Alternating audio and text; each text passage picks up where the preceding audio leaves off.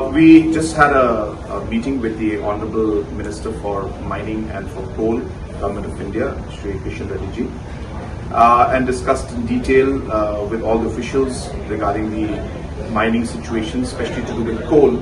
in the state of Meghalaya. And the response was extremely positive, and Honorable Minister has directed that a committee should be formed immediately to look into the ways and means in which we'll be able to help the smaller miners in our state and be able to give the opportunity for them to move in a legal way, which is a challenge as of now. And therefore, a very, very positive, constructive meeting was held. Very soon we'll be forming this committee and we'll look into the ways and means,